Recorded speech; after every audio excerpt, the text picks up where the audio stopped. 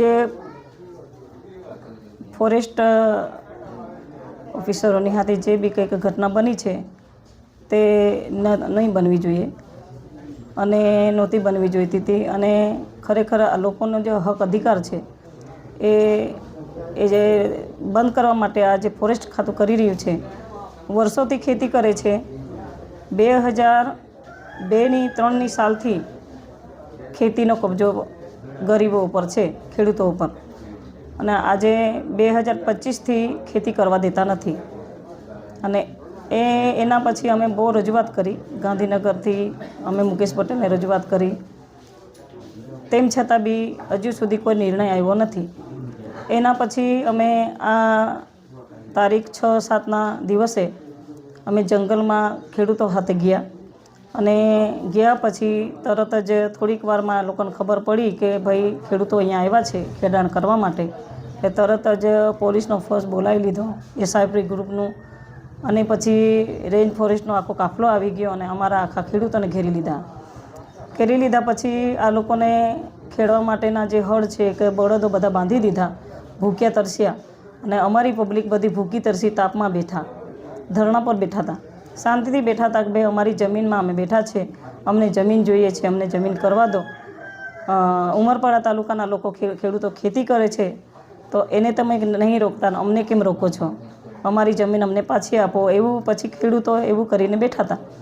એટલામાં રેન્જ ફોરેસ્ટના વોચમેનો 2 જણ દોડી આવીને કુહાડાથી હુમલો કર્યો અમારા ખેડૂત ભાઈ ઉપર. અને પછી ઝપાઝપી થઈ અને એટલું બધું થયું કે મારીને પછી ગાળાગાળી થઈ. એના પછી જંગલ ખાતાના કર્મચારીઓએ એટલો હુમલો કર્યો, તેમ છતાં જે જંગલ ખાતાના ફોરેસ્ટરો જે વોચમેનો ઉપર કોઈ એક્શન ના લીધું. અને અમારા જે માણસો જેને માર્યો છે, જેને કુહાડો વાગી ગયો છે, અને એના જ વિરુદ્ધમાં એ લોકો એવું કહે છે કે એના ગુનાહિત સાહિત્ય છે અને આ લોકો વારે ઘડે ખેડાણ કરવા આવે છે. તો એવું કરીને પછી અમારા ઉપર આક્ષેપ મૂક્યા. ને એના પછી ધરણા પર બેઠા પછી આ લોકોને એવું કહેવામાં આવ્યું, આ અમારા લોકોને, કે ભાઈ તમારે માંડવી આવવાનું છે, પ્રાંત ઓફિસમાં આવવાનું છે, અને પછી તમારા જે હક દાવા તમે કહો છો કે અમારા હક દાવો અહીંયા ચાલે છે, તો તમારે અમને પ્રૂફ કરી બતાવવાનું છે. તો અમારા ખેડૂતો બધા ભૂખ્યા તરસ્યા ત્યાં ગાડીમાં બેસીને પછી તાત્કાલિક માંડવી ગયા હતા. અમે માંડવી ગયા પછી ત્યાં અમને આરએફઓએ એવું કીધું કે ભાઈ હું રસ્તામાં છું, વરસાદ વધારે છે ને હું નહીં આવતો, તો તમારે જેને મળવાનું હોય તેને તમે મળીને આવો. પછી અમે ટ્રાઇબલ ઓફિસરને મળીને આવ્યા, સાહેબને મળવાનું થયું અમારું.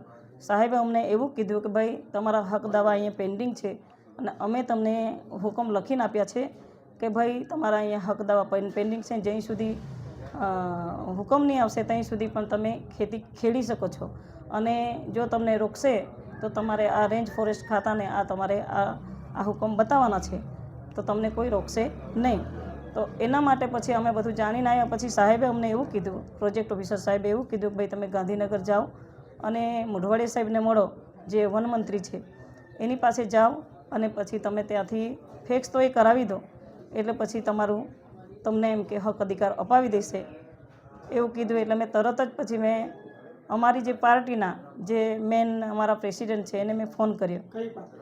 બીજેપી ભાજપ પાર્ટીના જે અમારા જિલ્લાના પાર્ટીના પ્રેસિડેન્ટ છે એને મેં ફોન કર્યો, સતત ફોન કર્યા. જ્યાં અમે 7-8 વાગ્યા સુધી અમે ઓફિસમાં જ હતા, તેમ છતાં સાહેબે ફોન નહીં ઉપાડ્યો. એટલે પછી નારાજ થઈને પછી મેં સંસદને ફોન કર્યો, મનસુખભાઈ સાહેબને. મનસુખભાઈએ મને રિસ્પોન્સ આપ્યો, કીધું કે ભાઈ તમારા પ્રેસિડેન્ટને તમે ફોન કરો, તમે એને રિક્વેસ્ટ કરો કે એપોઇન્ટમેન્ટ લઈ લે, અમે તમારી સાથે છે, આપણે બધા ગાંધીનગર જઈશું અને રજૂઆત કરીશું, અમે તમારી સાથે છે એવું.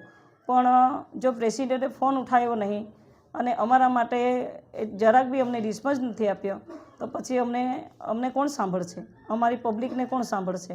અને મારો હોદ્દો શું કામનો?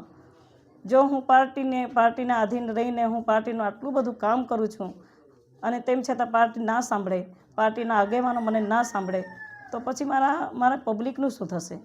એના માટે મેં મારા પબ્લિકનો વિચાર કરીને પછી મેં રાજીનામું ધરી દીધું છે. જો સરકાર તમારી વાતને રજૂઆતને ના સાંભળે તો તમે આગળની રણનીતિ શું રહેશે? હું ગાંધી ચિંધ્યા માર્ગે જઈશ, મારી પબ્લિકને સાથે રાખીને જ્યાં સુધી અમારી જમીન અમને મળશે નહીં ત્યાં સુધી અમે લડત ચાલુ રાખીશું. મારું નામ લીલાબેન, હું ખોપી ગામની વતની છું, અહીંની દીકરી છું અને જિલ્લા ભાજપની ઉપપ્રમુખ છું.